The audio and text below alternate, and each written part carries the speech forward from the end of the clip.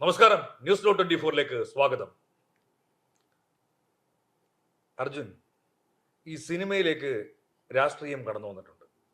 പണ്ട് ഉണ്ടായിരുന്ന സിനിമയിൽ രാഷ്ട്രീയം പറഞ്ഞിട്ടുണ്ട്. രാഷ്ട്രീയം പറഞ്ഞ സിനിമകളുണ്ട്, കമ്മ്യൂണിസ്റ്റ് പാർട്ടിയെ പറ്റിയുള്ള രാഷ്ട്രീയം പറഞ്ഞു വന്ന സിനിമകളുണ്ട്, കോൺഗ്രസ് പാർട്ടിയുടെ രാഷ്ട്രീയം പറഞ്ഞ സിനിമകളുണ്ട്. പക്ഷെ അതിൽ നിന്നെല്ലാം വിപരീതമായി നിലവിൽ ഒരു മതാധിഷ്ഠിതമായ താല്പര്യത്തോടു കൂടിയുള്ള സിനിമകൾ ഇപ്പോൾ വരാൻ തുടങ്ങി. അത് പ്രത്യേകിച്ച് കേരളത്തിൽ നിന്നല്ല, അത് കേരളത്തിന്റെ പേരിൽ, കേരള സ്റ്റോറി എന്ന പേരിൽ തന്നെ വരുന്നു.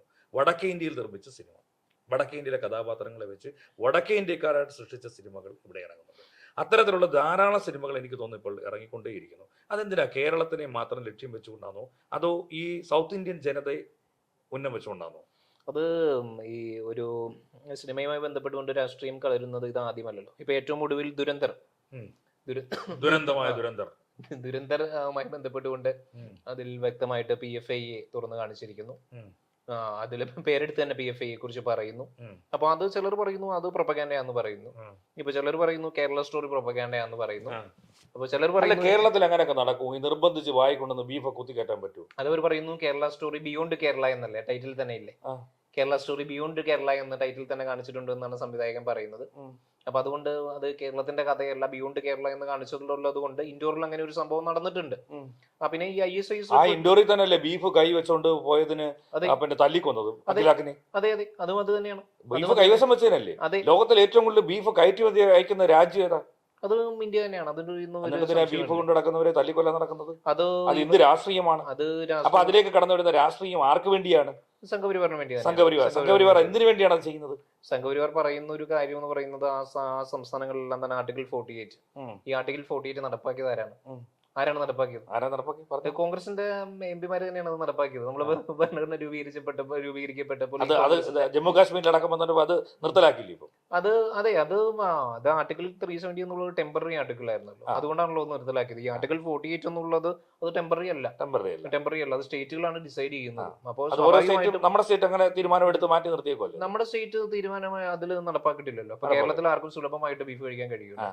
സുലഭമായിട്ട് കർണാടകത്തിൽ അങ്ങനെയല്ലോ. കർണാടകത്തിലും ബീഫ് വിൽക്കാൻ പാടില്ലല്ലോ, കർണാടകത്തിൽ പല റെസ്ട്രിക്ഷൻ ഉണ്ട്, പലതരത്തിലുള്ള റെസ്ട്രിക്ഷൻ ഉണ്ട്. ഇത് സംഭവം കർണാടകത്തിൽ എല്ലാ കടകളിലും പോയി ബീഫ് ചോദിക്കാൻ പറ്റത്തില്ല.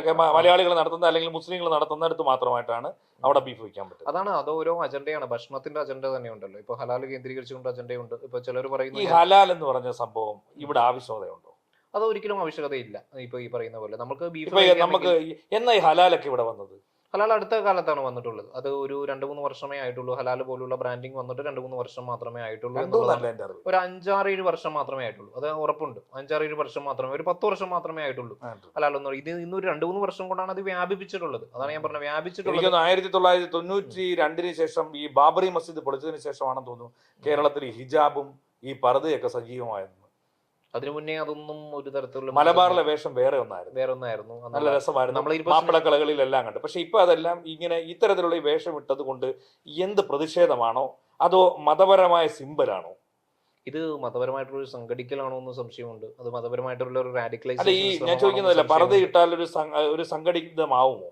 നമുക്ക് തിരിച്ചറിയാൻ കഴിയുമല്ലോ നമ്മുടെ സമൂഹത്തിൽ തിരിച്ചറിയാൻ കഴിയുമല്ലോ, എളുപ്പത്തിൽ തിരിച്ചറിയാൻ കഴിയും. അതൊരു റാഡിക്കലൈസേഷനിലേക്ക് വരുമല്ലോ നമ്മൾ സിനിമയിലേക്ക്. അതുകൊണ്ട് ഈ പറയുന്ന സംഘപരിവാറിന് എന്തെങ്കിലും പ്രകോപനം ഉണ്ടാവും? അതുപോലെ ഒരാള് എന്റെ മുമ്പിൽ പർദ്ദ ഇട്ട് വന്നിരിക്കുന്നു, അല്ലെങ്കിൽ അർജുന്റെ മുമ്പിൽ ഇരിക്കുന്നു, അല്ലെങ്കിൽ നാളെ സമൂഹത്തിൽ ഇറങ്ങി നിൽക്കുമ്പോൾ നമ്മൾ പർദ്ദ ഇട്ട് വന്നിരിക്കുമ്പോൾ ബോലോ തക്വീർ വിളിച്ചിട്ടുണ്ടോന്നുണ്ടെങ്കിൽ മറുഭാഗത്തുനിന്ന് ജി ശ്രീരാം വിളി ഉണ്ടാവില്ലേ?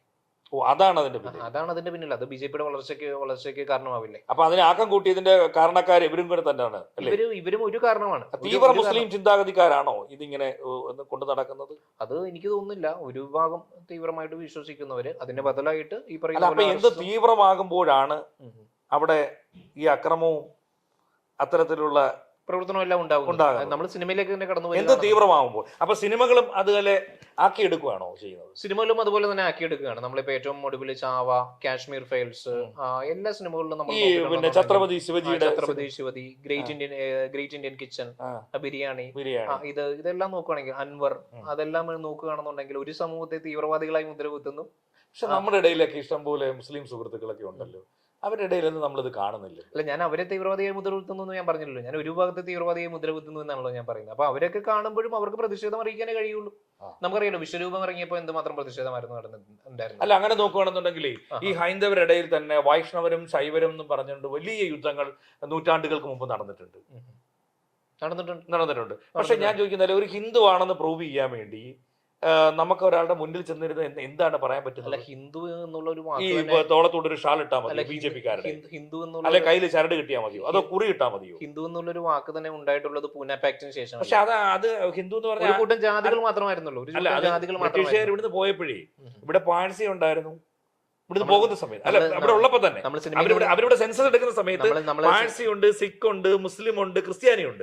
അപ്പൊ കുറെ ആൾക്കാർ ഇങ്ങനെ കിടക്കുന്നു. അവരെല്ലാം കൂടെ പിടിച്ചിട്ട് അവരാണോ ഹിന്ദു? നമ്മളെ സിനിമയുടെ അജണ്ടയിൽ നിന്ന് വഴിമാറി പോകുന്നു. ഇപ്പൊ അത് ആ സിനിമയിലേക്ക് തന്നെ നമ്മൾ ഈ സിനിമയുടെ അജണ്ട ഇതേ ഉള്ളൂ, ഹിന്ദുത്വ രാഷ്ട്രം.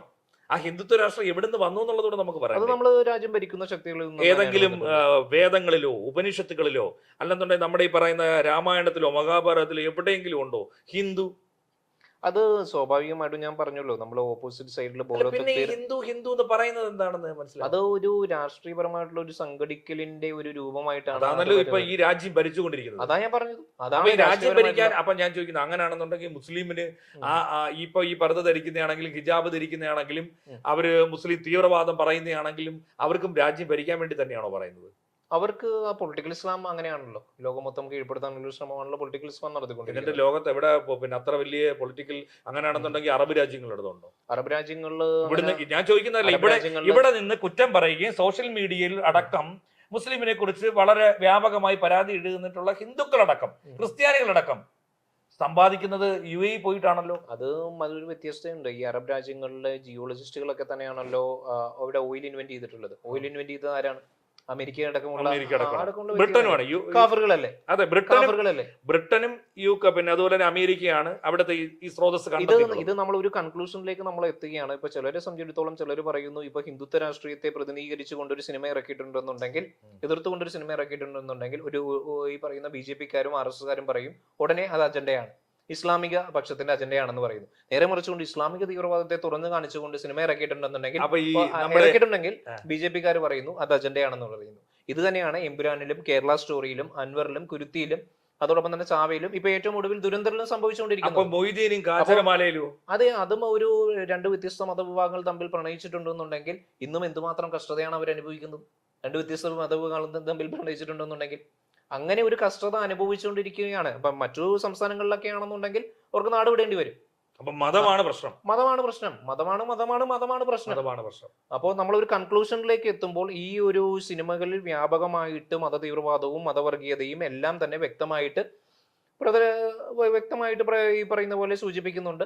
അതെല്ലാം വ്യക്തമായിട്ട് അനലൈസ് ചെയ്യുന്നുണ്ട്. അങ്ങനെ അനലൈസ് ചെയ്യുമ്പോൾ അതെല്ലാം ജനങ്ങളിലേക്ക് എത്തുമ്പോൾ പലർക്കും സത്യസന്ധമായിട്ടുള്ള കാര്യങ്ങൾ ജനങ്ങളിലേക്ക് എത്തരുത് എന്നുള്ള ഒരു നിഗമനമുണ്ട്. അതുകൊണ്ടാണ് ഈ പറയുന്ന പോലെ സിനിമകളിലെ ഈ പറയുന്ന അജണ്ടകൾ നടപ്പിലാക്കി തുടങ്ങുന്നതും ആ അജണ്ടകളിലൂടെ അധികാരം ഉറപ്പിക്കാൻ ഭരണകൂടത്തിന് കഴിയുന്നത്. ആ ഒരു കൺക്ലൂഷനിലേക്ക് നമുക്ക് എത്താൻ കഴിയുന്നത്. തീർച്ചയായിട്ടും.